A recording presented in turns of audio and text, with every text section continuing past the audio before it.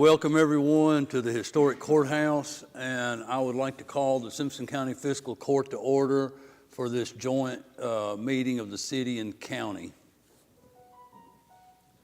I would like to call the special call meeting of the joint session of the Franklin City Commission to order at this time.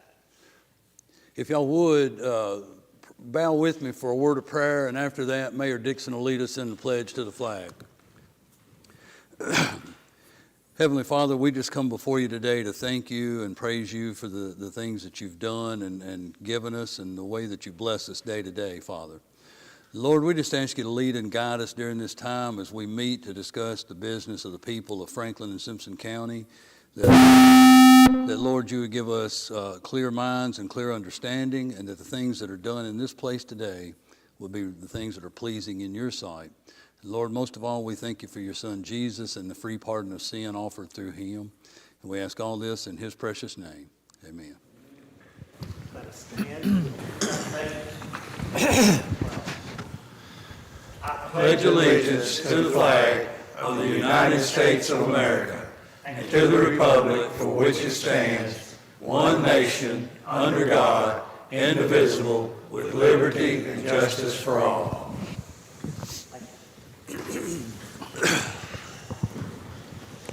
All right. I have 3 items on the agenda that we'll try to move through as quickly as possible. The first item, we're going to bring Fire Chief Leslie Goodrum up. We're talking about some of the staffing and costs for operating the Simpson County Fire and Rescue 24/7. And so I want everyone to be mindful when we have this discussion. First off, this is a special called meeting, meaning that we will only be able to discuss items directly relating to what is on the agenda. And also, so for the purpose of this, we're talking about the staffing and cost. The chief has provided a graph and chart for everyone that shows like call volumes, call logs, and things of that nature. But because of the nature of the meeting and the item agenda is staffing and cost for operation, that will be kind of the limit and scope of our conversation today.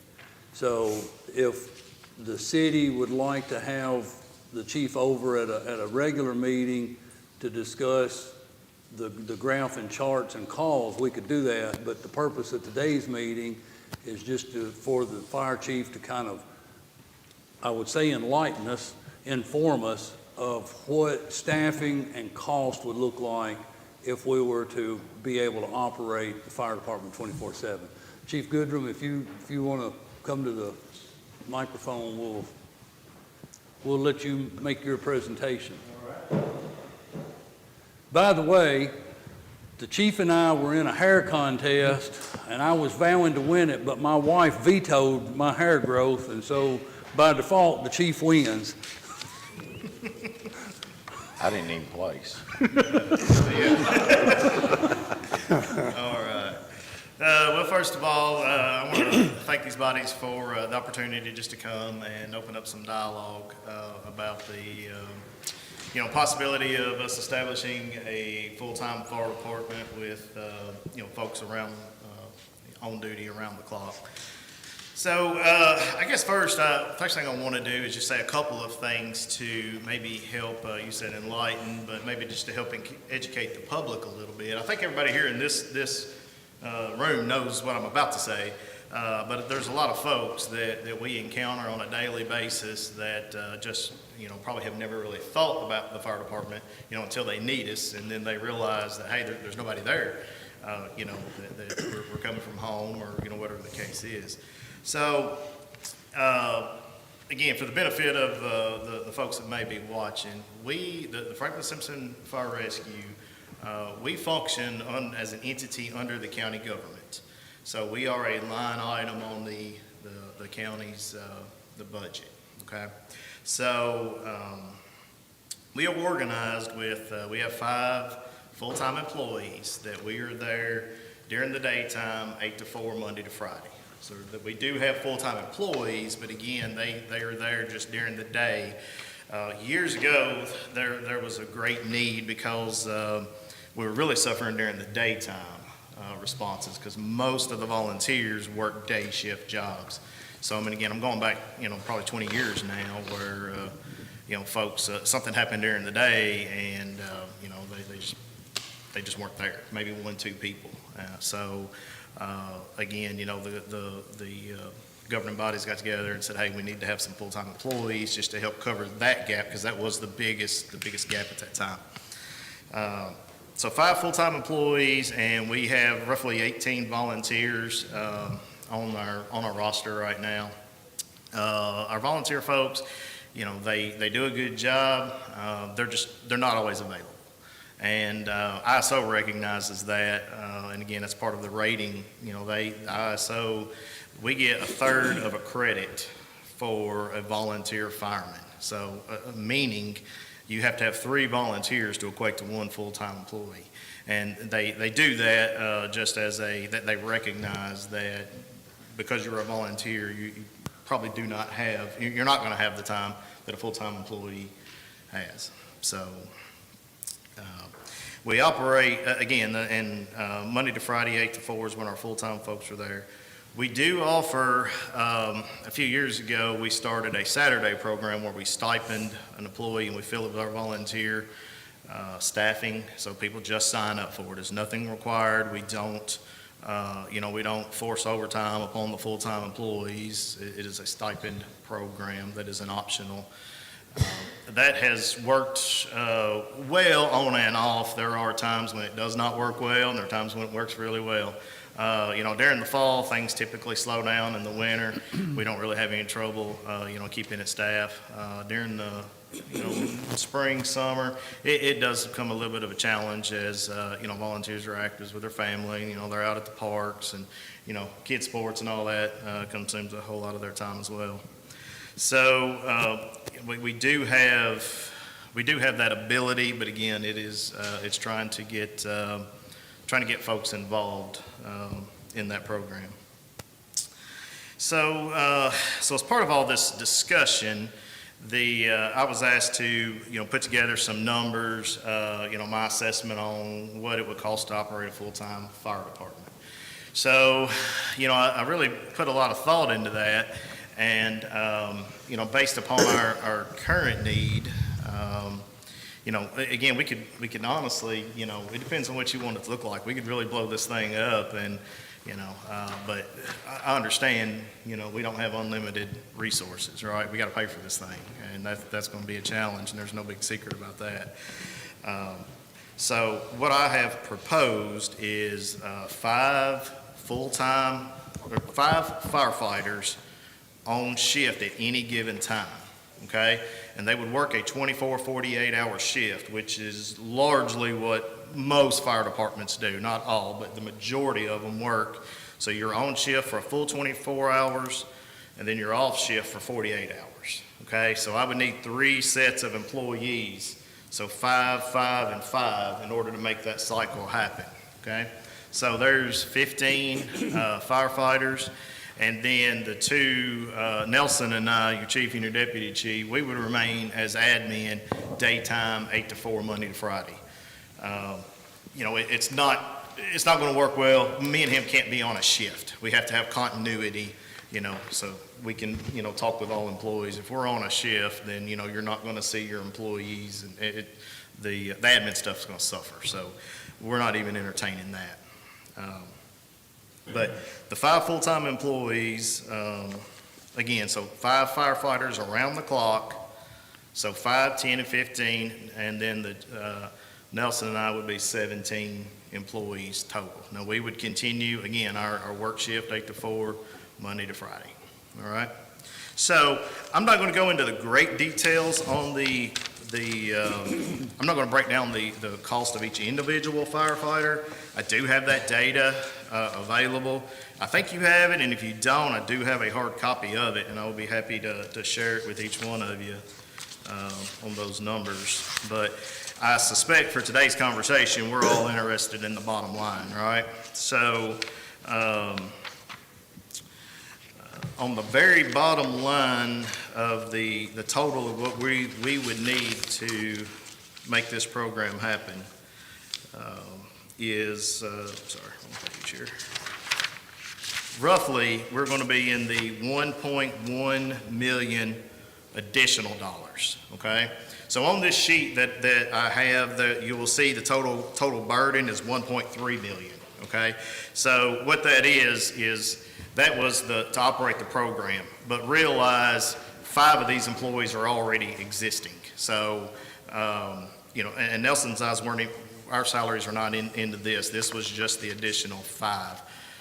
So 3 of those employees already exist today. So when I back down their wage and the benefit and all that out of that number, and roughly, what it was, that's roughly a $200,000 sum. So this is roughly a 1.1 additional dollars.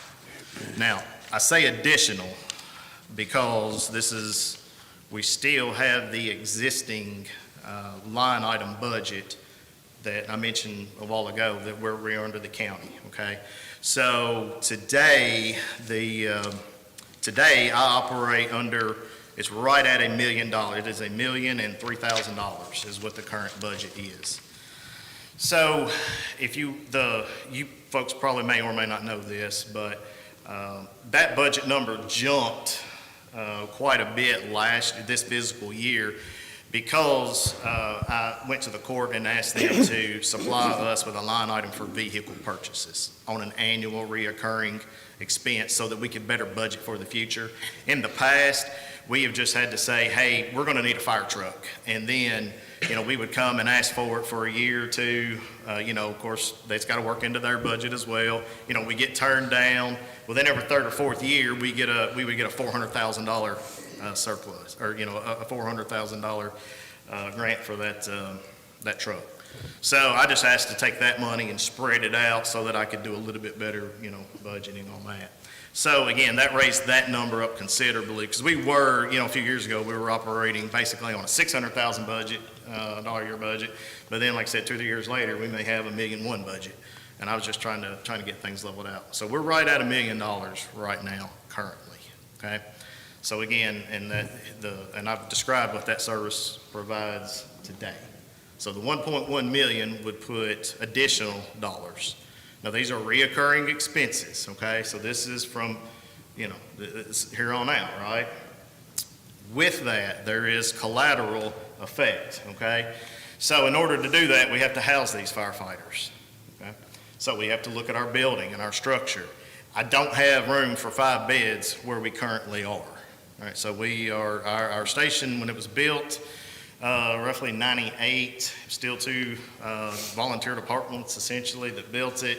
The design just wasn't there to carry us into housing employees around the clock. We make it work 1 day a week, but it's not, it's not conducive for the future. We know we have to do something.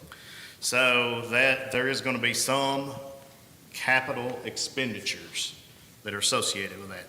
And I don't know, I can't sit here today and tell you what that is going to look like. It's going to kind of depend on, collectively what we decide is the best avenue, okay? So we could go out back and we could add to the station as is. If we do, then we're going to have to go in, and I believe we're going to have to retrofit with sprinklers and all those things, which, those are all good things. I'm not opposed to that at all. But I don't know if that's the best use for those building dollars. We may be able to come up with an alternative plan that will allow us to meet some other needs that we have. So maybe we go out back and just build a separate house. It could be too, maybe we need to be looking down the future for the growth and our expansion. Where is our expansion happening right now? Maybe we need to be looking north of town, south of town, whatever the case. Not abandoning our building at all, I'm not suggesting that. But building maybe we build a firehouse out there that does accommodate, what our needs are, and we can, supply proper sleeping quarters, restrooms, all those types of things, and build it large enough that we can house, we can use it for storage. We know at some point, our old building here downtown, it's on its last leg, and we know at some point we have to do something. So we have equipment stored there. I would like to get this stuff centralized. Today we have a water rescue come in. We have to go to the station, get the pickup truck, go down here, get the boat. Sometimes we have to go back and get our suits, this, that, and the other. It's not efficient. It's just not. We have trailers that have a lot of equipment in it that we're storing. We have to store them outside. We got nowhere else to put them because I need, when you need them, right? So I would like to be able to get all these things, under one roof, or at least under a roof, where I have full-time personnel that are there and available. So again, that's just maybe another conversation. If we decide that we're willing to do this, then, those are all things that need to be thought about. So I can't really sit here today and give you a capital expense number because I don't know exactly what that's going to look like. But I was talking to Myron the other day about roughly I'm not a construction guy, so please don't beat me up on this number, but at $250 a square foot for a commercial, does that sound, I don't know. But you do the math on that. So again, based on what I've described, if we build a 5,000 square foot structure, what kind of monies are we talking about? Say, is it $1 million?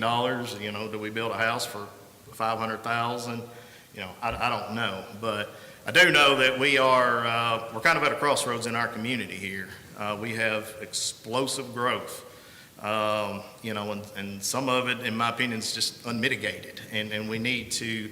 We're already behind, the 8 ball in fire protection in a lot of ways. There's tremendous amount of industry coming, and those are bringing, obviously households, structures as well. So, having said that, since we're taking action, I would like to be thinking, hey, what's our community going to look like 10 years from now, 20 years from now? And I think we need to start preparing for that. So, having said that, I don't want to give off the appearance that, the $1.1 million of recurring costs that we know we're going to have to operate is the end of the line. Because we do know there is going to be some capital expenditures and some other collateral costs, I guess. There's probably a better term than that, but that are going to go along with that. When you have more employees, we have more, they require more, uniforms, more PPE, more radios. Those costs, though, in my mind, are pretty nominal for the conversation that we're having here. So I'm not down to the penny by any means. So. Having said those things, I think those are pretty well all the points that I wanted to make as far as just trying to give you guys and the general public kind of where we stand today. So I'm happy to field questions or whatever you may have, whatever you like to stir a conversation. Chief, I'll kick this off because, as you well know, I started talking with you in my very first year about what it would look like if we staffed the fire department 24/7. So, the public needs to understand that this is not something that just happened yesterday. We've had the discussion, but it's time to have a broader discussion. And I think because, in my mind, it's because some of the things that you just mentioned, we look at population and density growth, we look at industry growth, and then we ask the question, now this is just me thinking here. We ask the question, do we want to be prepared to respond at any hour of the day? And I truly believe that every person sitting up here on the fiscal court and the city commission, I think every one of our answers would be, well, yes, we do. Then the question becomes, how do we get there money-wise? And I think that's going to be the task down the road over the next several months. Unless I'm wrong in that, if half of the court and half of the commission says, well, no, I think we're fine like we are, then I think the discussion's over. But if the majority of the court and the majority of the commission says, you know what, we really do need to get ourselves in a place that we're prepared for emergencies around the clock, then we need to start having the discussion about how do we fund it, how do we involve the public, do we involve the public, and if so, how do we involve the public? And honestly, and I've told the fire chief this, I would tell the public this, I guess I am telling them right now, we're on camera. The fire department is kind of like law enforcement and the ambulance service. I see Dale sitting back here with us. I like knowing that we have people ready to jump in an ambulance and take off. I wish we could just pay them to sit there and never have to go anywhere. I would like to be able to staff the fire department around the clock and pay those folks to sit there and wait on a call that never comes. But the reality is the calls do come. And there's never a convenient time for a fire, a disaster, and an emergency. And if it's your house that's on fire at 1 o'clock in the morning, you're probably really glad that somebody is sitting there ready to jump in the vehicle and take off. We also know that in the 2020 census, Simpson County was ranked as the 6th fastest growing county in the state of Kentucky. I don't know how the Census Bureau comes about these metrics. I don't know how they determine all of this, but the information they gave also suggested that in the next 4 to 6 years, the expectation is that our population would be near 30,000 people. So now we are 2 years removed from the census, and we've issued hundreds of permits for residential dwellings. With the understand when I say that you get one building permit for an apartment building that may have 8 dwellings. So you may issue one permit, but you get 8 dwellings. Or you issue one permit, you may get 16 dwellings, depending on the size and scope of that project. My guess would be, and this is only a guess, based on the number of permits issued and what we've seen, my guess would be that easily we have added, I would think, maybe 1,500 people since the 2020 census. If that's the case, and their assessment is correct, that in 4 to 6 years we'd be approaching 30,000, I don't think at the rate of growth that we're seeing and the number of items that come through the planning and zoning office, I don't think it's out of the realm of possibility to think that 4 years from now we have nearly 30,000 people in Simpson County. And, you're going to be able to generate, you think about, you're able to generate additional revenues by increasing assessments. And I meant to jot this down, but y'all bear with me just a second. I asked the PVA just yesterday what the increased dollar amount of this year's total countywide assessment is versus last year, and it is $110,581,092. That's the increase in assessed value this tax year versus last tax year. So if you keep at that same rate of growth, you're going to see quite a bit of increase year over year in assessed value, which generates more tax revenue even if the tax rate remains the same. But keep in mind, that's categorical. That's what? It's categorical. Right. Meaning, although that one number is a big number, if somebody looks at it like 100, most people that may watch this today, they may not be able to distinguish when you put that number out there like that. Our schools get the bulk of that money. True. Okay, so I just want to clarify that. Yes. Because when you say that, I want people to understand that when money comes in, it's not like that's a pot of gold that we get in the city, nor the county. So, our schools definitely, I would say the school gets the bulk of that money. If you don't believe it, just look at your card when it comes out. So, that's a good figure, Mason. Thank you for putting that out there like that. but at least put it out there where people understand the breakdown of all the money that's coming in, so that they won't look at us and say, oh, you guys got all this money. To put that in perspective, that amount of money for county government Okay. would mean an additional $110,000 in revenue this year. A year. Yes, And this year. What was the initial amount? 10 million. 10 million. 110 million. And only $100,000 was coming. 110. So you see the difference? Yeah, If I'm out here and I'm looking at this, that's a great difference, yeah. but that's the truth. So therefore, we're not getting all that money.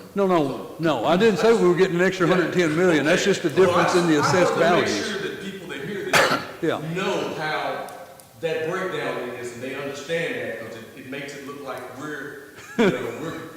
Like they gonna get an extra $110 million? A lot of people don't understand that. I know. If we get an extra 110 million, we're gonna have a full-time fire department. Yeah. Today. There wouldn't be no reason why we You're right, wouldn't you're right. get that kind of money. If we were getting an extra $110 million, we probably wouldn't need to have these joint meetings. We'd just be like, do it, do it, do it. Chief, I got a couple of questions. Okay.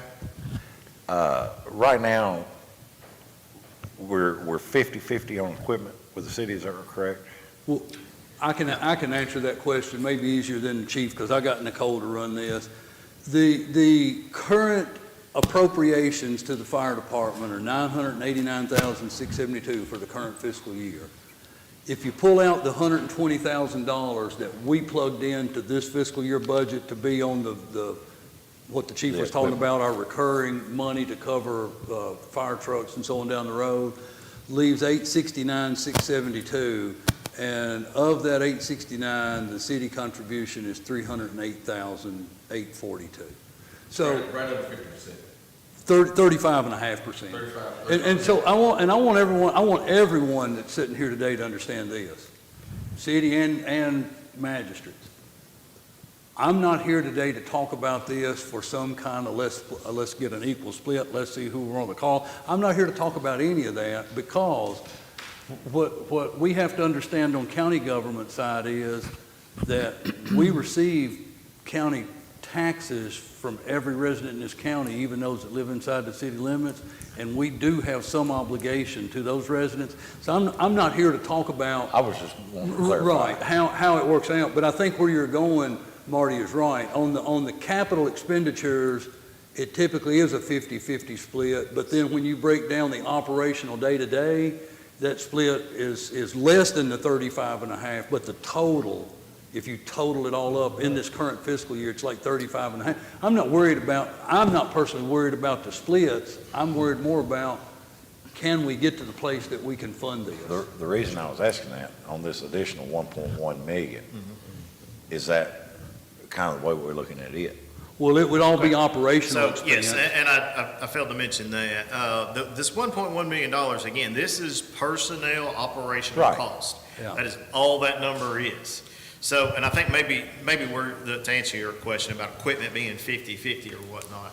So, of course, years ago when we combined the services of the department, so the city, some years after that, and I can't give you an exact, probably 2015-ish, 16, maybe somewhere in there, the fire trucks that the city owned, they gave to the county. So Right. the actual apparatus are all now, everything inside the fire station equipment is the county's. The city owns the property and the building. And according to the mutual agreement that we have with the city, the capital expenditures, i.e. large purchases like fire apparatus, now those are split. I don't know, Well, the reason I'm kind of a numbers guy. I'm trying, if we're going, just for easy figuring, if it's 1 million, that would be, and we're dividing it out the same, that would be the city's gonna have to come up with about 350,000 and the county's gonna have to come up with 650,000. That's the numbers we gotta get to. Can we come up with those numbers? And then when you're talking about numbers, the population doesn't reflect how many taxpayers we got. It doesn't reflect that. We've got, 10,500 to estimated up to 11,000 tax bills going out. So, we could have up to 50% of the residents here in this community living here that's not paying. I mean, you incorporate it into your rent some sort of a way, but like the apartments we're having built, they're built cheaper. You can build those things cheaper than you can build a single-family dwelling. So we need to think about that, because that tax burden is going to get pretty stout for, say, 11,000 people. But when we start putting numbers together. That's true. I'm just saying, well, if you wanted to make it 1.1 million, then basically the city needs to figure out if they can fund 400,000, and the county needs to figure out if we can do 700,000. That's all this is about. I don't need any justification if you need a full-time fire department. I firmly believe we do, because, it's just common sense. If you had somebody there and a fire at 1 o'clock in the morning like Mason's talking about, and you've got somebody full-time there at the department, they're going to be able to respond, whether if you got to wait for a volunteer to get in, and we have good volunteer firefighters, but if you have to wait for them to get to the But it's station. going to be more than makes it 1.1 million to start off, because we can't have a full-time fire department without having extra accommodations. I realize that debt could probably be spread over a 20-year period. But we got to have both. We can't just have one. We can't go to a full-time fire department without. I totally agree, but if we're not, unless we vote to do this, then it's going to go hand in hand. It's not like we can say, well, we'll build a building and then we'll try to have a full-time fire department later. We got to have all this up front. Yeah, I mean, every day. Your point is, if either body says, you know what, it doesn't do matter it. if you give us a new building tomorrow, we can't do this. right. That's what I'm saying. We have to figure out in our budgets, Yeah. can we provide that money? I don't know, I mean, until we're going to have to find a mechanism to fund this first, and then we get our numbers together, and then I would be in favor for the public. That's the only way I would support it, if the public actually votes on it. So when can we get it put on a ballot if that's what we decide we want to do? Okay, I can handle that one. Yeah, and first thing is, I don't think there's anything we're voting on, but I think, at least by show of hands, how many people here would be interested in even pursuing this discussion beyond this minute right now? Because if only 3 people raise your hand, Chief, you might as well sit down. I'm in favor of moving forward. Of pursuing the discussion. Yeah. Yeah, but I mean, I just, Pursuing the discussion? Yes, sir. Oh, I don't have no problem with that. Yeah, okay. So yes, now, the chief can answer your question you just asked, because he's got all that down. Okay, so you were asking if the body's decided that we wanted to you wanted the public's input in the form of, let's let the public decide and vote, yes or no, okay? So the way that works, and again, I did a little research, and this has been some time back, and I didn't have any idea, so I just called Jolene at the clerk's office, and she got me an answer from some of the folks at the state. And there's a KRS, and as a matter of fact, I have it there, but long story short, the county would have to pass a resolution saying, that we are putting this on the ballot for folks to vote on.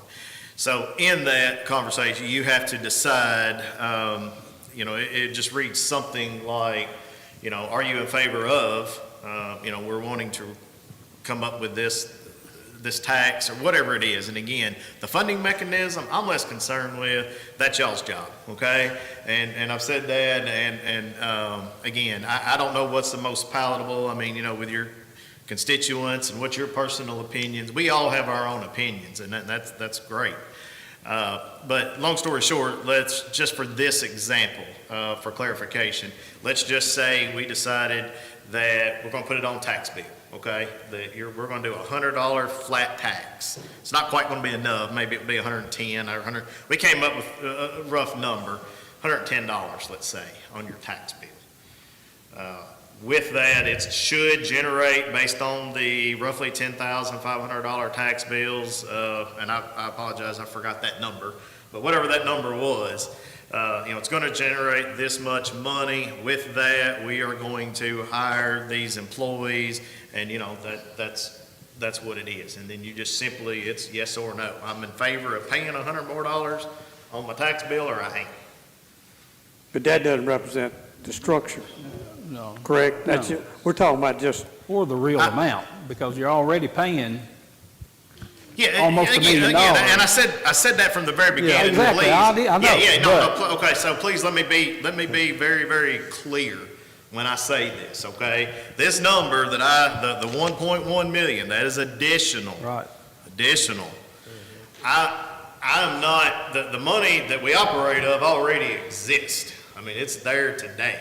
So when I say 1.1 million additional, and the money that we have today is already there. I'm not worried about how we're coming up with that. We already have it. So the money that we have to, the money that we have to get to that 1.1 million is the conversation of, how do we get that money? So again, and I'm just using that as an example. You asked about the ballot, and that's something similar, is what it would be. So on that note, and I was off just a little bit, I think I misread that KRS when it said August of the general, and I got a little bit off on my dates. I was pressing us a little bit tighter than we were. However, so if this is on the ballot for the 2024 election, okay, so the general is in November, is that correct? Resolution has to be passed by August.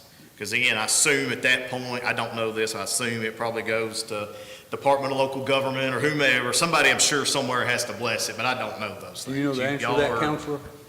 It goes to the Secretary of State's office Yeah. for certification and put on the ballot. Yeah, okay, so, But it's August of the year, but that's correct. okay.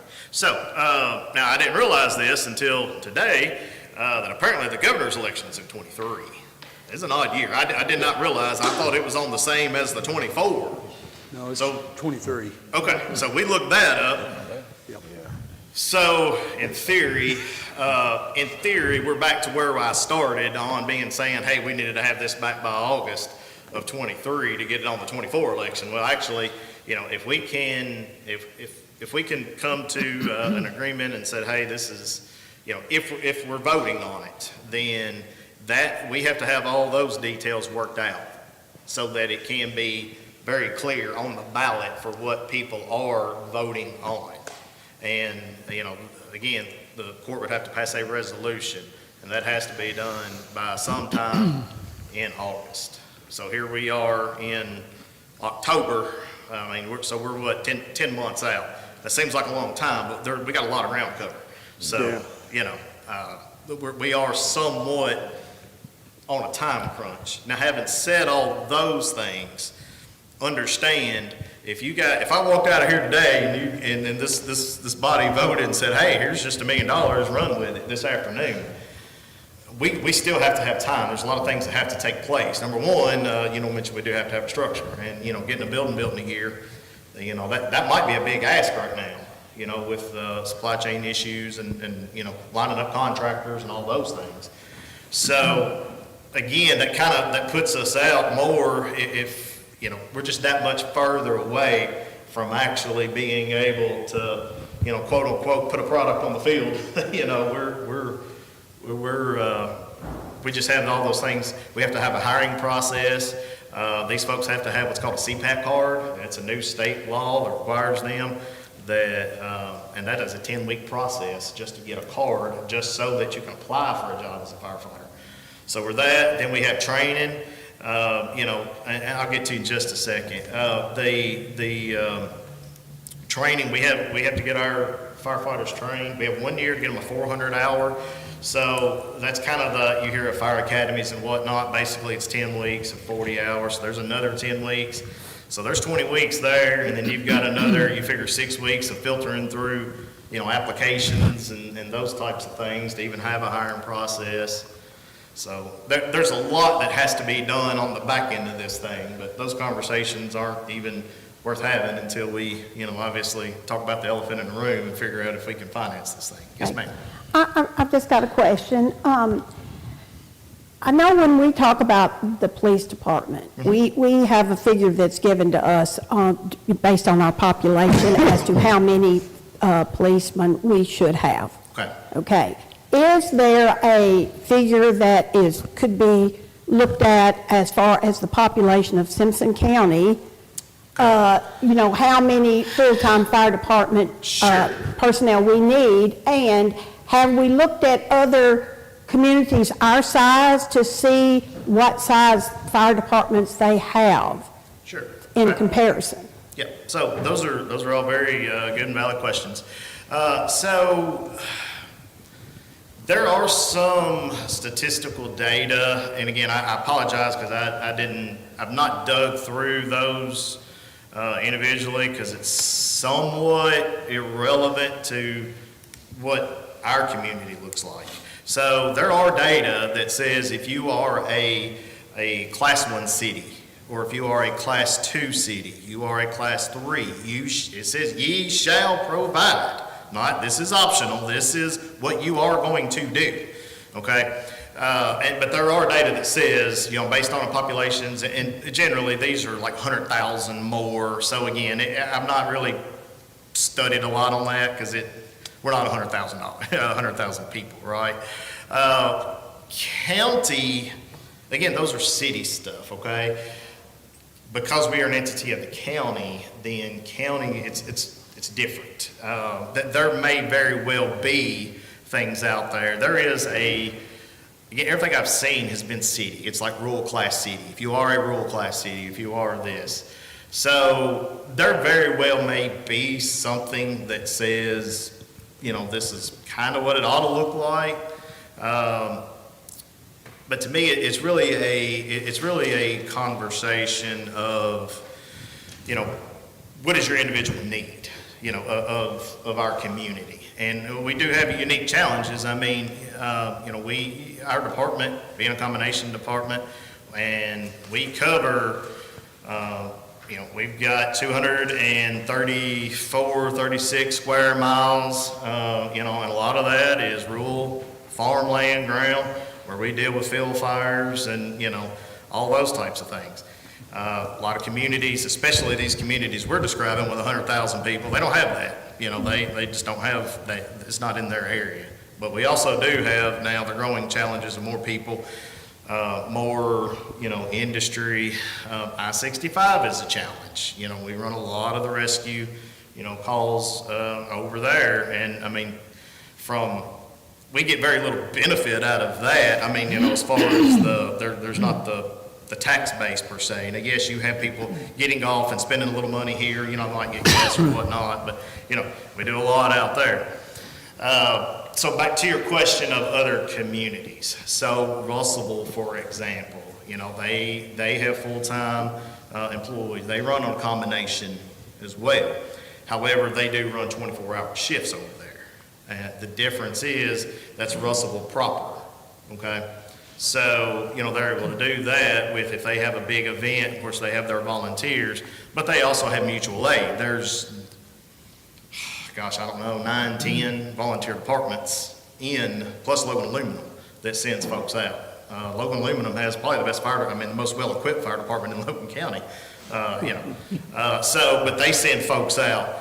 So it's really hard to compare. You kind of have to break it down into what our community looks like, and there may not be another community that operates, is organized the way that we're. So you kind of have to, like if we're going to try to compare ourselves to Warren County, we can't compare ourselves to Warren County in totality, but we can somewhat compare our community with maybe the community of Woodburn, where they have the same, they're experiencing a lot of the same challenges we are. They have a lot of ground, a lot of acreage, farm grounds, those things that they cover.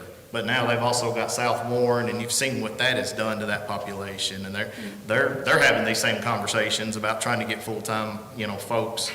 I mean, we're a little bit ahead of them. But, again, we can't look at Warren County as a whole, but I try to look at different communities and see, kind of where we're at. Glasgow, which I would, I really feel like we have more industry than Glasgow. I mean, I've been there, delivered up there a lot, in a semi, and I've seen, and, they have full-time fire department in Glasgow, and I don't know the numbers, maybe 8 that they keep, 10? It's 8 to 12. That they have at any, on the shift. Plus, they have like 8 that they keep around the clock, where I'm asking for 5, and then they've got another 3 or 4. So that kind of gives you an idea there. Portland a few years ago, and that's kind of where some of this was the genesis of letting the people vote for it. A few years back, so they operated their fire hall downtown. I call it downtown, but on the main drag with the police department and that one big combined, used to be the old skating rink, I reckon. So they were there, but they did a similar, talking to their chief, they did a similar proposal, and they just said, hey, we need to have some full-time employees, more around the clock. Where I think they already had like 2. I think they had maybe 4 employees, 2 on each shift. I guess maybe they had 6, whatever it was. But anyway, they a similar measure. They said, hey, we're going to put out a tax on this, a fee, whatever it was. And they said, with that money, we're going to hire, 12 firemen, and I believe it was 2 policemen. And, they just let the people vote on it, and they overwhelmingly, said, hey, this is what we want to do. And then, now again, I don't know if those monies covered the cost of the new construction, but they have 2 new fire halls, one on either end of town, and I'm sure you've seen those. So, I mean, those folks are operating around the clock. Now, they also, I don't want to misspeak, because I don't know this 100%, if they have volunteers or if they just do callback. But, obviously a big event, they have the local, the fire departments around. We've done some mutual aid with them. Everybody pretty much has mutual aid. I mean, nobody can be 100% prepared for everything, because you can get overwhelmed pretty quick. Well, another question. Have you considered, did you consider or look at it, or could you look at possibility, instead of having, 5 for 3 shifts, is there a possibility of, building up to that point? Sure. But within that parameters, possibly taking what you have, maybe having their time, maybe instead of 8 to 4, you could go 8 to 6, or do a 10 to 12 hour shifts. Sure. Add a few, and then cover your 3 shifts that way, with your rotating.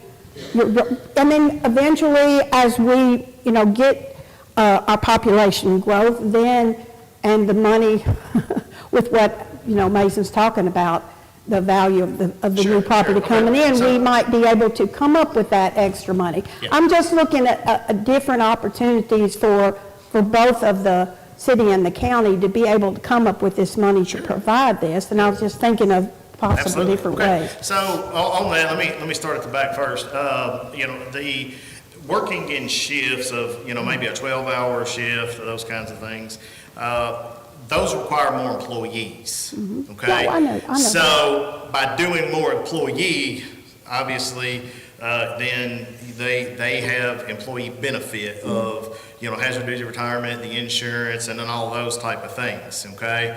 So you end up with more employees and more benefit. I think we would find that our cost is actually more. It's going to cost us more to operate than it would be on a, if we're on a 24-hour shift.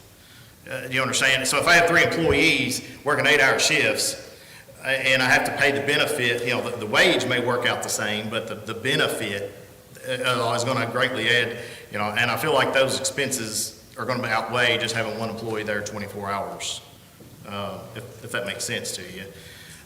So the second part of that is, can we ease into this thing, okay? And my answer is no.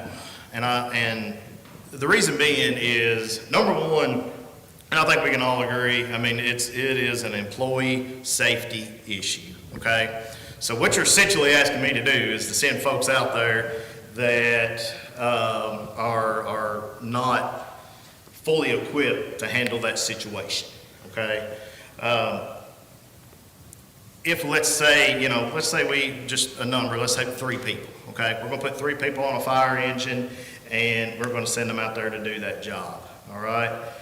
So by CFR, Code of Federal Regulations, 1910-134 says, and I'm gonna paraphrase this smidge, you know, if we are entering an environment that requires us to put on an air pack, okay? Meaning pretty much anything above like a trash can fire, then we, by that OSHA standard, you know, we have to put on an air pack, then we have to have, it's called the 2 in, 2 out rule.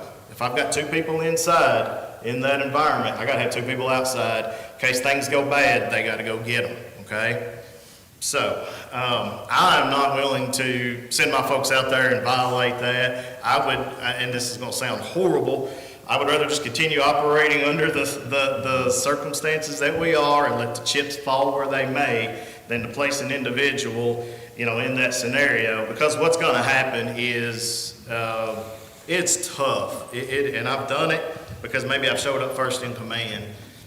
It is tough to stand there and do nothing, because that's not how we're wired. We're there to help, right? But sometimes you gotta be protected from yourself. And I'm just, it's not a conversation I really want to even entertain. I put a lot of thought into this, believe me, I have. And that's why I settled on the 5, okay? Could the 4 people, by code of, you know, by the OSHA Code of Regulations, if we wanted to keep ourselves out of trouble with OSHA, because again, it's not a problem until it's a problem. Now, yes, am I going to feel absolutely awful? That's number one, is my personnel that's out there. Obviously, we want to protect it, okay? Do not want them hurt. But let's say they, you know, they knew better, they knew, and they went ahead and did something, and they got hurt, because that's a situation that, you know, we put them in. You know, we're certainly opening ourselves up to some problems with OSHA. And, you know, I can promise you, you know, we think the $1.1 million is bad. It's they're going to come at us hard, okay? Yeah. And that's money we get no benefit from. That money's, you know, so I tend to steer away from that conversation. So 4 people, in theory, could we? Possibly. Here's the problem with it. The problem is these employees are all human, right? As part of their benefit package, we give them a day off. They get sick. You know, whatever circumstance happens, okay? That employee does not show up for work that day, then we're back down to the 3. And then we're back to that scenario that I just gave you, okay? So as a you know, if you were a person who's needed our services and your house is on fire, and we roll up, you know, and 3 guys, ladies get off of an engine company, we can stand there and spray some water from the outside. If it's anything above incipient, which was the trash can fire that required us to put that air pack on, you know, are we gonna stand out there and watch it burn, spray water from the outside? By law, that's what we should do. Now, are we? You know. So you can't enter a house without an air pack? On any type fire, you've got to have. If it requires us to put on an air pack, so basically the wording is anything above like an incipient, which is the early stages, like a trash can fire, okay? If it's a trash can fire, you know, we've all had grease fires in our house, you put them out, you know, you might cough once or twice, but you're good, right? But if it's a smoky environment that, you know, beyond that, you know, you can't hold your breath, you can't, then we are, by OSHA standard, Code of Federal, you know, the Code of Federal Regulations. These are the same folks that say, and this does apply to this as well, but, you know, with all the construction, the confined spaces, these are the same folks that make those laws. And they're there, again, sometimes just to protect us from ourselves. Because, you know, I mean, I grew up on a farm, I've done a lot of things, right? That, you know, I could sit here and do this right, but it's going to take me 30, 45 minutes to run over and do that. I can jump in the hole and I can knock it out in 5. I mean, you know, but that is correct, you know, according to their. Now, the caveat to that, excuse me, that the only caveat to that, or the exemption, if it is a known rescue. So if we know, you know, 100% unequivocally there's somebody in there, and we're not talking about your cats and dogs, okay? We're talking about human lives. Then we're exempt from that. 2 folks can run in, we do what we need to do, and we get out, okay? Now, if it's an unknown, by law, when we roll up and have no idea, you know, we can't, by law, okay? Yes, sir. I've got just two or three things. It sounds like everybody here in favor of this. All I would need to know, Chief, is we have the equipment now. We wouldn't have to, to operate. So, Basically, I just got two or three things. Sure, go ahead. Yep. I feel like we have enough equipment now to operate a full-time fire department because you're making the calls at night and all that. Sure. But do we need anything additional? Also, what I would like to have is what the cost of the building is.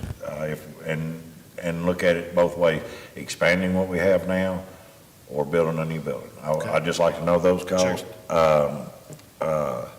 And, one of the things on the equipment, I know we've, right now, Planning and Zoning doesn't let anything over, a 3-story building go because do we need to figure on something bigger for the future if somebody wants to build a 4-story hotel or a 5-story hotel? Do we need that? And, the cost associated with that. And what I'm hearing from everybody here, then I think we need to go ahead and schedule another joint meeting in January and have you get those numbers together. And we can have those numbers in January, because if this has to be on the ballot next August, we don't have a lot of time to be sitting here doing a lot of discussion on the nitpicking stuff or the small details. We need to have those numbers, and we need to make a decision sooner than later, because this has got to be put on the ballot if we're wanting people to vote on it. Yeah, that is correct. So again, it's kind of one of those, if we agree, that, hey, we want full-time fire service, obviously we want it as fast as possible, then the 23 with the governor's ballot is that would be the optimal time. So, under that scenario, you're right, we're 10 months out, we got a lot of ground to cover between now and then. And so, the only other comment I'm gonna say is we've been talking about this. I've been on fiscal court now for 16 years, and we've been talking about it. And so we're at a point now where we either need to do this or quit talking about it, because it's, we all feel there's a need, and we're now, I think, at an optimal time to get something done with this. So I would like to proceed with this pretty quick, and let's get on with it. Judge, I know you said we was gonna have a limited conversation about this. Do what now? I know initially when you rolled this out, we were gonna have a limited conversation, and it's probably exceeded maybe what you said initially. Marty just brought up a point that made my wheels start rolling. Obviously, we're rolling out the idea of a full-time fire department here. I think it's not a secret to anyone that one of our priorities is public safety. So that fits in that realm. Some of the conversation that we are being filmed, let me say this too. Thank you for all your information. Yes, You've been worked up here today, without a doubt. And it's all right. I appreciate that, because he's definitely done his job. I don't know nothing about fighting fire. And I'm not trying to get off into some of that. Because you know what you need, and you know how you need it. And you present that to us, and we'll look at it and try to give that to you the best way that we know how. But obviously, there's a lot of questions in talking about this, and we could talk all day. I don't know how ready we are to really even roll out the idea of a full-time fire department. Although there may be a great need for it, and we definitely need to talk about it. Marty said, maybe in January, we need to come back and do a joint session. My thought on this is maybe we need to do some workshop sessions leading up to this, so we can actually roll out something that the people can say, okay, I see where they're going with this. I see what it's going to cost, because we throw a lot of stuff around today, and we're rolling out the idea of a full-time fire department. I think when we get ready to really do that, I think a lot of the questions and things that we're talking about today, we should already have some dialogue about it. We're here today, and we're asking a real serious question. Is this something we want to do? There's a lot of questions about what it is we get ready to do. We may very well need to do this, but we have got to have some final conversations that make sense to be able to present this. I mean, Chief has done his homework. He's gave us some figures, but it was one thing that he made mention of I never ever thought about, and that was building a building. Right. I never thought about that. Well, that's another cost. So that would be another cost. So, these are the things that we need to be able to have some kind of perimeter on when we present this as what it is, the ideology of what it is we feel like we need to do in the community. Because if we put it on the ballot, and the citizens in Franklin want to do this, we gotta find a way to get it done. Well, here's the, let's say this, and I think we could probably wrap this portion of this up and move to the next thing. Marty would know more about how long the court has talked about this than I would, because I've been here 4 years, he's been here 16 years. I just know that it's been important to me since I got here, and the chief has done a lot of work. I mean, he brought a lot of information today, and this was not just information he gathered over the last week or so. Oh, I have no doubt about This that. has been a conversation that we've had, ongoing and off and on for the entire 4 years that I've been here. And we did this in the city too. Yeah. Because we have contingency plans that come into place. If there's a thought of a new whatever that the fire department needs, you know, we do contingency plans to set aside money to be able to make those contributions outside of the contributions that we make to fund department. So don't think for 1 second within the city that we're not, even though it's under you guys' umbrella, the county, I hate to use that term, you guys. But the county, all of us under the whole Franklin-Simpson County umbrella to make sure that public safety meets its needs. We talk about these things to make sure that we are in a place to be able to give you guys, fire department what they need. Maybe, I think maybe what we could do here, and maybe whether we do it every week or at least every other week for the next little while, is me, the city manager, and the chief sit down and have discussions and come up with a plan that initially we may not have to have a joint meeting immediately, but we're going to have one pretty soon. If the plans in individual meetings, like here's the plan, and everyone's agreeable, then we come back together. But I mean, maybe at least bi-weekly meetings for the next 6 or 8 weeks. You know, that'd give us 3 or 4 meetings there to kind of put some stuff together and work on it, and we can be updating each body individually in our individual meetings as we go forward. Judge, if I may, before we move on to line item number 2, there's a few things I do want to address and pick up on, answer some of Marty's questions and a couple of things. First of all, it's very, very well spoken and said. I agree. You know, I understand this is a lot of information, okay? It's somewhat secondhand to me because I've been working on this, okay? But I understand. I'm one, if somebody throws something at me, I need time. Like, I need a little time, okay? Yes, sir. You're talking about, how much room do we have out there at the fire station now? Okay, I'm gonna cover that here in just a second. So,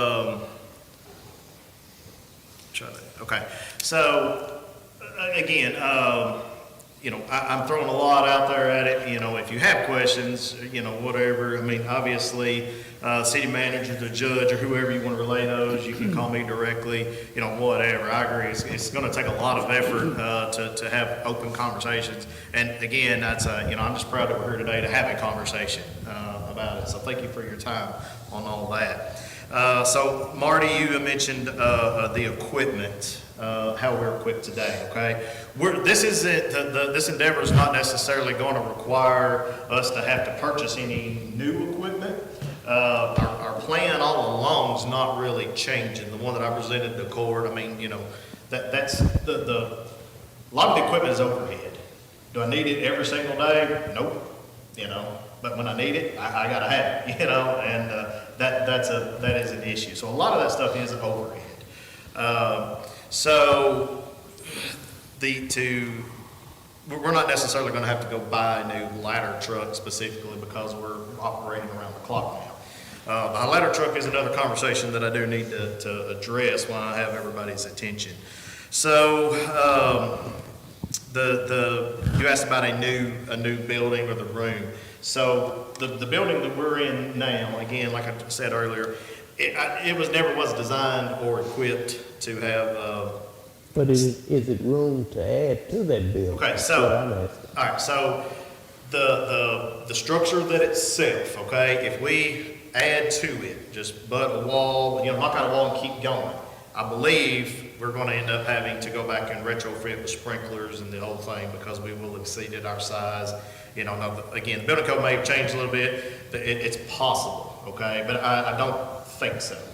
So, again, that opens up the that opens up, okay, if we can't do that, or that's not the best uses of our money, can we build something that is, more economical, that's gonna better suit our need? So maybe we go out back, and again, these are just thoughts I've played devil's advocate on this, for a long Well, time. the reason why I asked that question, because I was a commissioner when that building was built out there, and the location was the reason. It was built there to get around 1008. Sure. You could go in around, Yep. and I was just wondering, the acreage, could it be renovated where you wouldn't have to build a new fire station? I don't know, when I think about the fire station, again, we're really more, the equipment side of things is fine. I mean, it could be. I mean, the building itself, that's what I. But we're gonna have to, we have already done everything inside the footprint of the existing building that can be done. But you can't add to it and get what you need, can't you? Well, that's what I just stated a while ago. We're gonna run into some building code issues is what I'm thinking. Could it be done? I mean, yes, but we're throwing more money at it than what, I don't know. I've not analyzed those costs, because again, that's kind of step 2 in the conversation.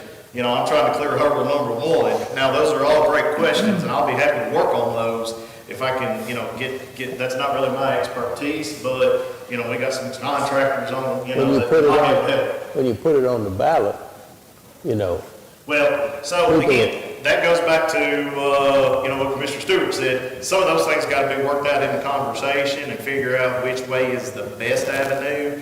And I then, think, Chief, we could work on the building part, and we can put all that together to bring back to individual meetings. sure, I mean, we can work on that. I just don't have that answer for you today. Having said that, though, there may be a different opportunity, and again, I alluded to it earlier. Maybe, if we're looking at our community and saying, hey, man, Kentucky Downs is blowing up out there, and everything around that's gonna blow up, it just makes sense to put a station out there somewhere, because we're beyond 5 miles, Getty's Road roughly, we're beyond 5 miles from this station here in town. So then, then those people that are essentially uncovered, ISO would be, could fall into that umbrella. And again, we might be able to build something that allows us to kill 2 or 3 birds with one stone. We do the ISO thing, where we're within 5 miles. We build something that will accommodate, proper sleeping quarters, and all those things. And it gets us enough room that we can put some of our equipment inside or out of this other building that we know, we've got to do something with at some point. So again, I'm happy to work on those things, but those are just conversations that all I can do is kind of give you what my thoughts are on it. And then, it'll be up to you folks to decide, yeah, that makes sense for our community, or, no, man, that's crazy, and we don't want to do that. So. Chief, Kenton, are you good for us to have a weekly, or at least bi-weekly meeting, you and I and the chief, and kind of try to get some groundwork laid on what we would actually have to have and what we would need and how it would all look, and you take it back to the commission and... Yeah, I think weeks is too often. I mean, there's a lot of information that I think we need more time to put together something that's, understandable. Sure. No, I'm just going back to the police department we're building. We're 5 years into it. Of course, that timeline is a lot shorter, obviously, but construction costs and everything else has gone up out of the roof. But I think just to do a real, not a deep dive, but just a good, understanding what cost is, and especially site. Site has another thing, if you're going to go north or south or existing. And it's just conversation, because again, I don't want to be standing here in front of you 5 years from now behind the 8 ball because we're exploded somewhere, and we're having all these issues. As a community, I think we need to be responsible and try to be as proactive as we can, instead of reacting to bad situations. Well, I think everybody knows that if they've been talking about this for 16 years, probably 20 years, there's a reason, and it's all about the money. Yeah. So that's what we got to come up with. So one last thing before we move on to the next item was you mentioned the ladder truck. Okay, so at some point we do have a plan in place, to to replace vehicles on a somewhat normal schedule, right? So, but if you guys, if the court will remember, the city commission may not know, but we were able to work inside that plan everything except for the ladder truck, because that is going to be a very large expense that we're going to have to. So that had to happen either way. It has nothing to do with this conversation, but that was going to have to happen either way because we're going to need a different apparatus to meet our need. What we have today is a stick ladder. You know, there's a stick, you climb to the top, it's got a nozzle on the end of it. It's kind of a way of doing things, right? So now they have what's called a towel or a bucket. You know, you can essentially set it on the ground. Your people climb in it and put them where they need to go. It's got 2 separate sets of nozzles in it. It's really equipped for more rescue things as well. You can pick people up, put them in the bucket with you, you know, those kinds of things. But again, those are for kind of industrial type things. So at some point, you know, again, going back to our agreement that we have, the interlocal agreement, you know, on the cost on that. I know the city before had done some work, you know, and set aside some funds, you know, for that. Like you mentioned earlier, there's always a contingency going on, you know, and we have to do the same thing and just figure out where we're at on that. And, but that is going to have to happen at some point.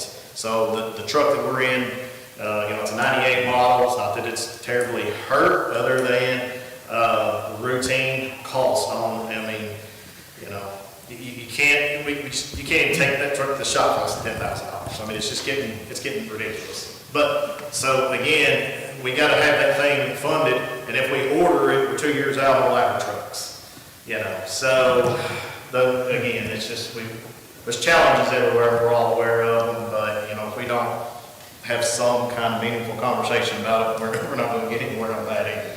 Okay, so I'm good on my end. Does anybody have anything else that you would?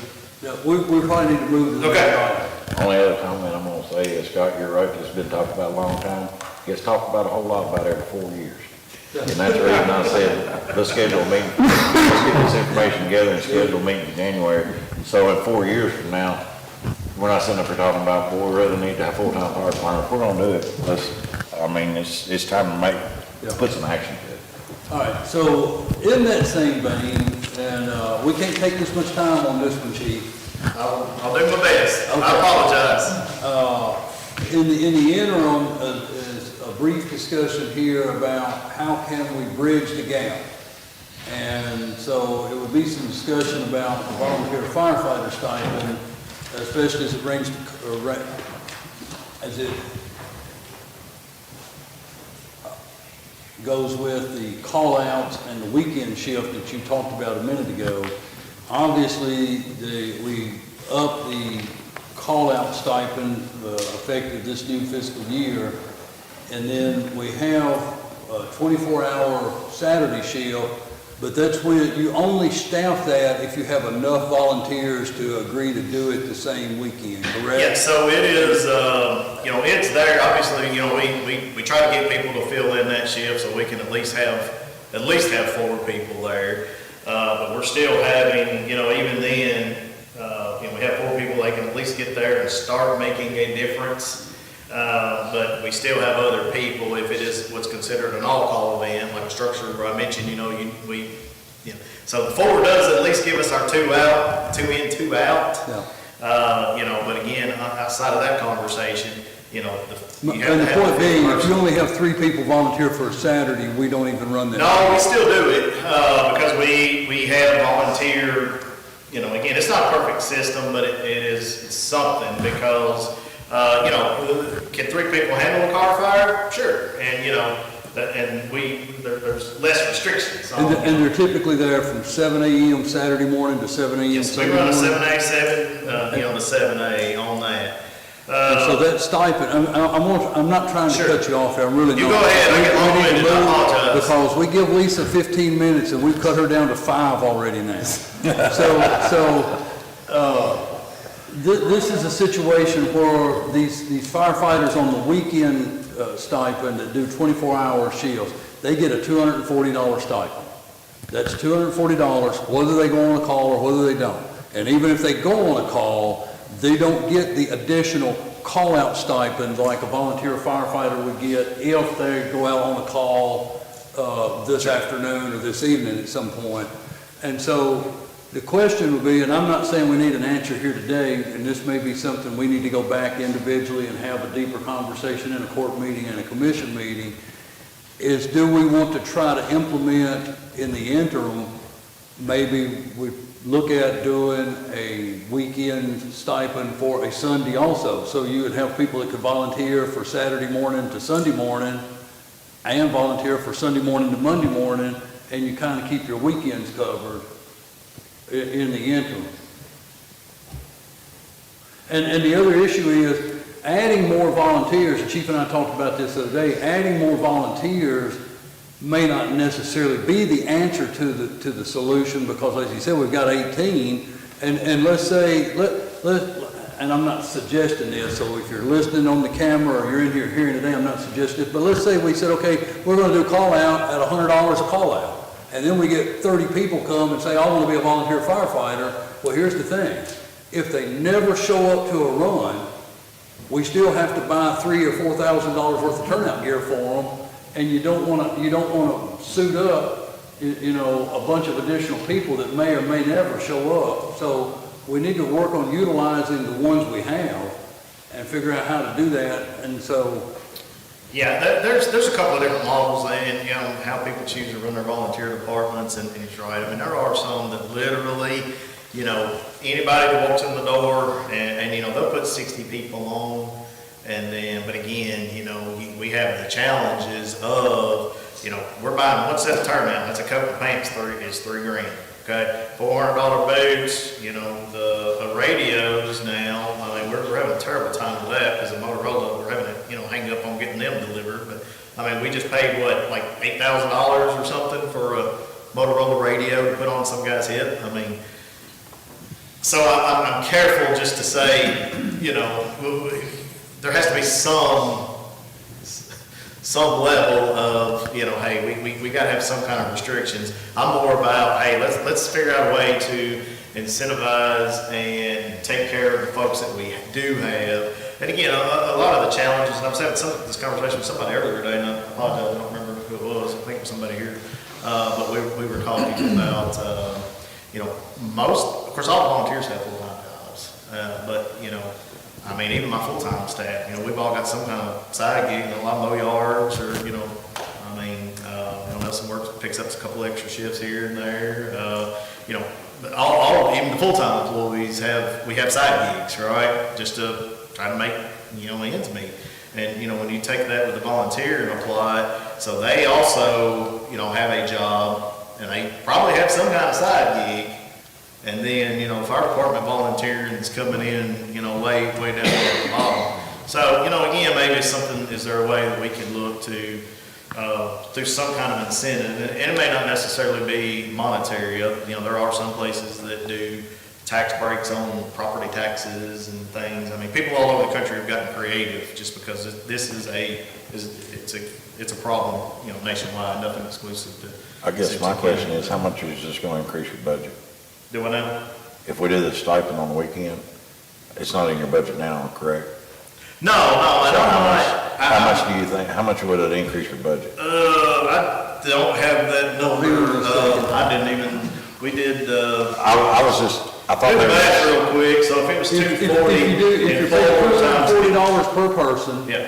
and you get 4 people to volunteer for a 24-hour shield, and they do that 52 weeks out of the year, it adds roughly $50,000, $49,920. I just figured that's why he was asking about it. So- Because it was going to increase his budget. Oh, it would. I mean, it would be Yeah. roughly a $50,000 increase to the budget.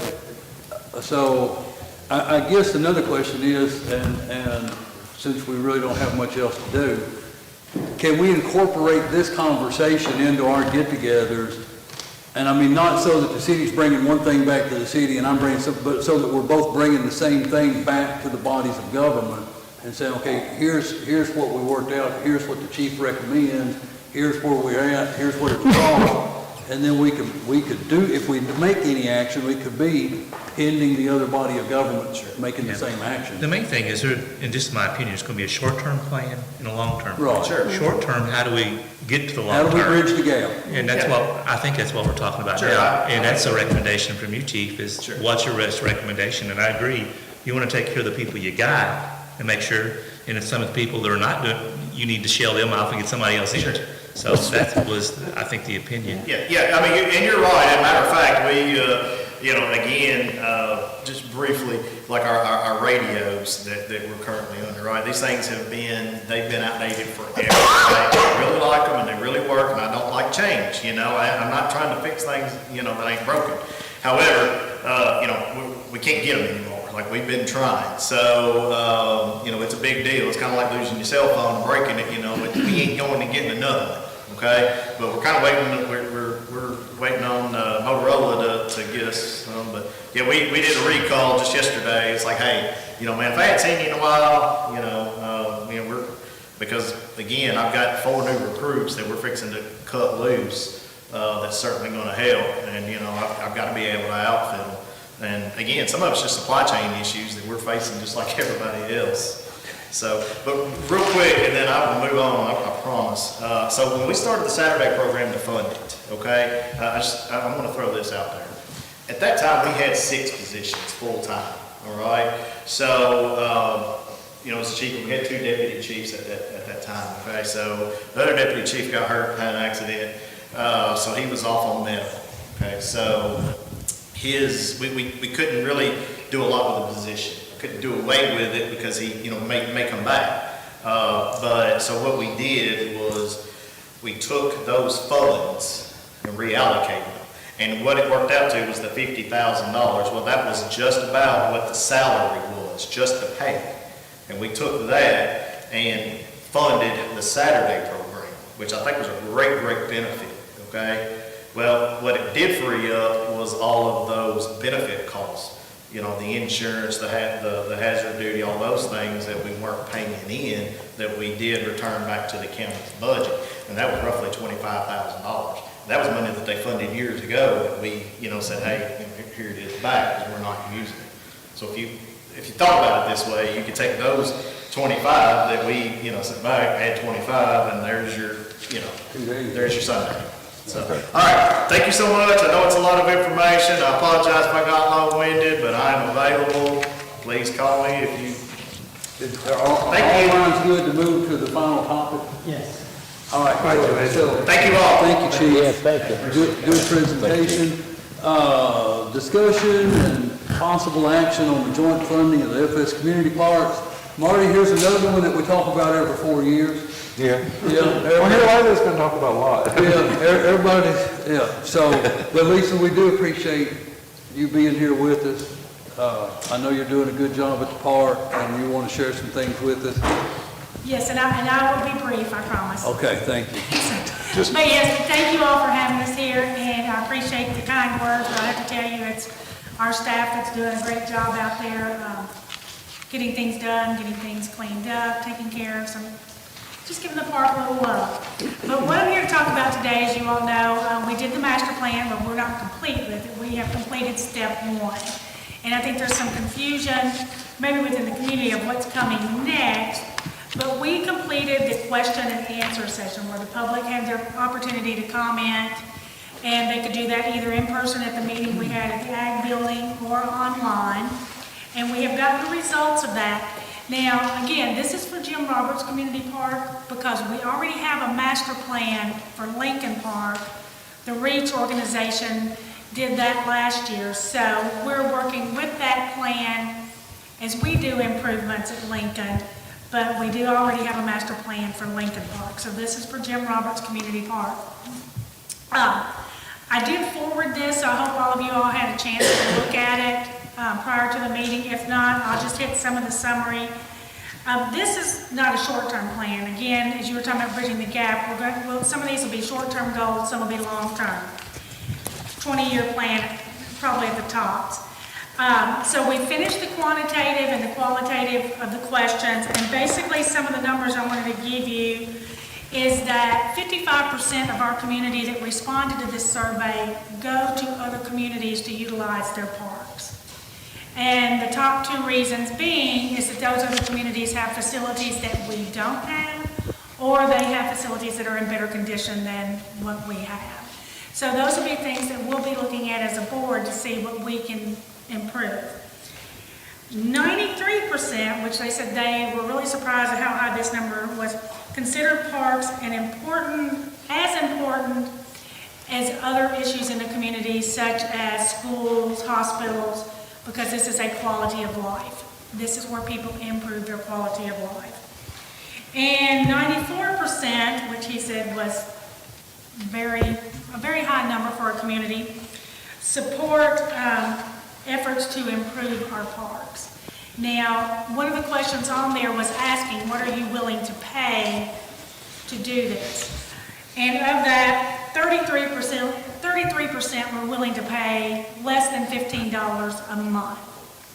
But even if we had $15 a month, currently, based on that 2020 census, I think it was 20,000 people roughly, if you round it. 19,956, I think, was the official count. So if you so just round it to 20,000, based on what we receive city and county funding for operational cost, each of those citizens is paying the equivalent of $24.31 per year to go toward parks.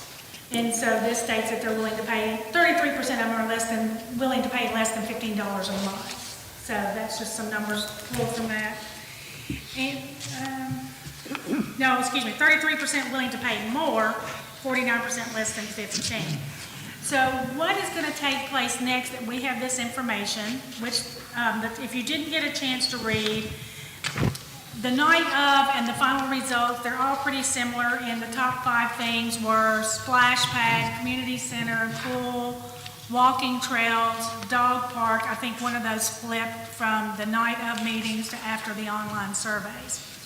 So when we have our Parks Board meeting this month, we will look at that, look at the programming and what the park's being used for. The top use, as it says, used for walking trails, even though we don't have official walking trails. They're using the roads to walk on, which is a safety issue. So that's something that we have already discussed in-house on how to improve those or to add those. So the Parks Board, because we do receive funding from both of you all, we will come up with a plan on what we would like to see at that park. Now, we're going to take the results of this, but also we're going to be looking at, and I'm not going to say issues, but some things that may be changing at the park, such as parking, congested areas where things have just been built because that's where they could be built at that time. We also, when we do this plan, we have to look at the makeup of the park and what areas we can build. Because as most of us in here know, that used to be a landfill, which limits those areas where we can excavate anything for footers or anything like that. So even though it's said the community wants a pool, that may not be the best site for it, but we can give that information to city and county, and then we can determine if in the future, as we say, growing with the fire departments, if we need to expand our parks into other areas, maybe there are other more suited areas for that.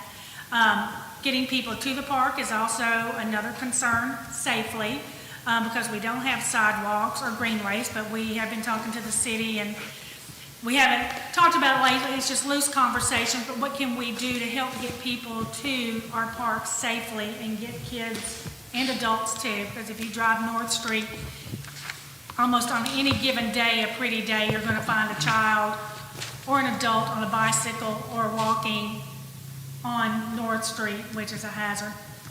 So the Parks Board will take all of these things into consideration.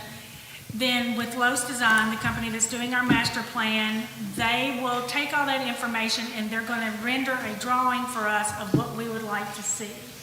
So if we have a community center in there, where's the best place for that? What's going to go around it? How are we going to do with parking? So again, this is a 20-year plan. If you have not seen the plan for Lincoln Park, it'll be very similar to that, showing us where things will go. Then we will shop the type of things that we want. we will bring that back to city and county along with an opinion of estimated cost. So when this master plan is complete, we will have an idea of what each of these items will cost in today's market for us to build. Then we can sit down with you all and determine how can we fund this. You know, what grants can we pursue? You know, maybe corporate sponsorships. What can we do and how can we fund it? And I will leave it at that. I tried to sum it up pretty quickly for you all, but if you have any questions, I'm more than You willing may to have said, Lisa, but you said you completed step one. How many total steps do you anticipate? And did you give a time frame on when you expect all of this to be complete so you start bringing plans? I mean, what are we talking? We have 2 more steps, Okay. which actually tomorrow I have an online meeting with them to look at a rough rendering of some ideas that they have based off of these results. October 30th was our deadline, well, our rough deadline to have the final. So I would say no later than the first week, second week of November, we'll have that final drawing of what we would like to see the park in the future. And then it will be how long before, I mean, Then we establish the timeline, like let's say we choose which projects we want to do, and let's just say we do the walking trail and we do community center, just because those are 2 big topics on there.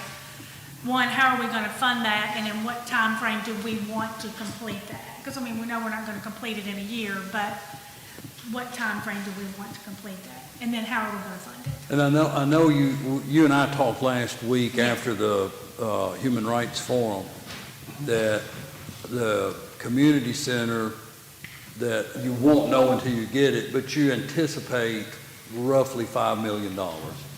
Roughly, based on, like we said, on construction costs, and well, this was 2 months ago, construction costs, they estimated about $252 per square foot for a basic community center, which would be indoor multi-use courts, some space for senior fitness classes or fitness classes. We'd also like to incorporate some small meeting rooms because we have the ag building, and that's a great asset, but I'd say 90% of the phone calls that we receive wanting to rent indoor space or wanting smaller, more affordable spaces for small birthday parties. Because, I mean, that building accommodates 400. So based on that number, and I've got a copy of this, if anyone wants to see this, I'll be glad to email it, send it, go down and print you off a copy. I talked with the folks at Compass Municipal Advisors about what a $5 million bond would look like in today's money. And so you're looking at an average of about $384,000 a year in payment.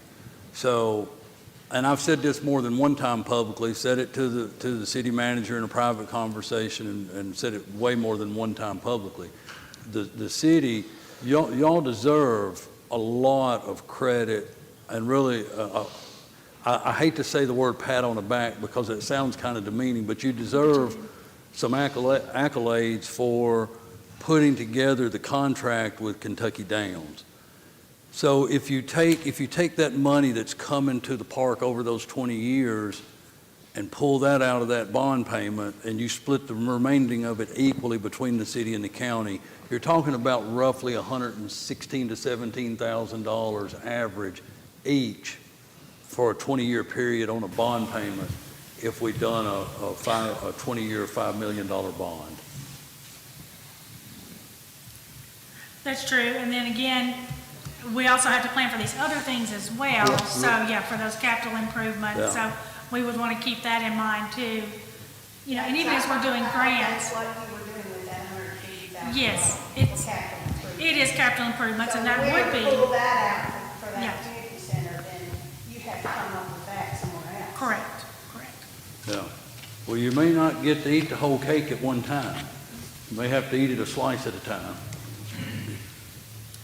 But yes, that is correct, Brandy. If we committed that to that, we would not be utilizing it for other capital improvements. That may not be necessarily guaranteed money either, Correct. correct? I mean, From my understanding with the contract, that is correct.